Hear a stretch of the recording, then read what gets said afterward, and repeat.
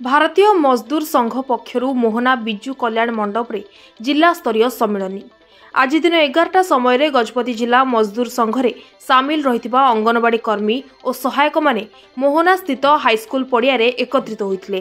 परे शह शह अंगनवाड़ी कर्मी और सहायिका माने विशाल शोभायात्रा रे सेमानक विभिन्न समस्या को नहीं स्लोगान दे मोहना सहर दे बिजु पट्टनायक कल्याण मंडप ठारे पहुंचीथिले। सेठारे एक सम्मेलन आयोजन करा जायतिला। आयोजन रे मुख्य अतिथि भावे भारत मजदूर संघर राज्य कार्यकारिणी सदस्य भवानी शंकर दास जोग देथिले। से तांको वक्तव्य रखिथिले सरकार को समस्त प्रकार सुविधा और मजदूर संघर दाबी गुड़िक किभली भाबरे कार्यकारी होई परिबो, समान काम को समान दरमा होई परिबो ताहा उपरे आलोकपात करथिले।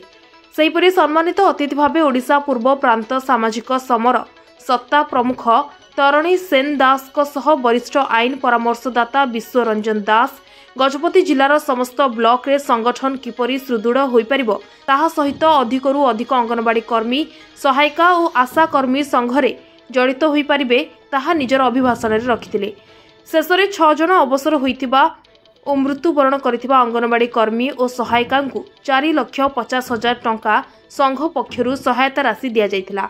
एही कार्यक्रम रे ब्लॉक सभानेत्री भारती नायक, सांपादिका अंजलि नायक, ब्लॉक कोषाध्यक्ष रेखा नायक, उपदेष्टा नमिता बीरों सह जिलार विभिन्न ब्लॉक अंगनवाड़ी कर्मी सभानेत्री माने जोग देथिले। Anjali Nayak, all Odisha anganwadi ladies workers association, Gajapati जिला मोहना ब्लॉक संपादिका एवं गजपति जिलार बीएमएस संपादिका एवं राज्यर सह संपादिका। आज आमर ब्लॉक सम्मेलन होता भारतीय मजदूर संघ ता सहित आमर all Odisha anganwadi ladies workers association Mohana block सम्मेलन कार्यक्रम करा जायतिला।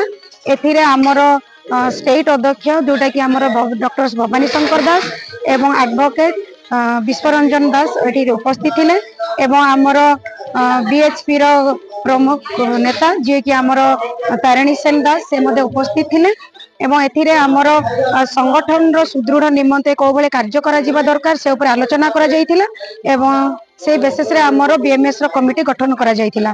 ता सहित आमर अंगनवाड़ी कार्यक्रम परिचालन को भले करा जिवो ताकू नै कि मते कमिटी गठन करा जायतिला एवं ता सहित आमे अंगनवाड़ी एसोसिएशन तरफरु बीएमएस संगठन रो नेतृत्व रे आमे गोटे निष्पत्ति नैथिलु जे जो दीदी मानकर रिटायर करि जिवे से मानकु आमे लाख टंका आमे संगठन तरफरु सहायता प्रदान करिवु एवं जो दीदी मानकर डेथ हेतिबो सेही परिवार को आमे डेथ रे 50,000 टंका आमे सहायता प्रदान करिवु।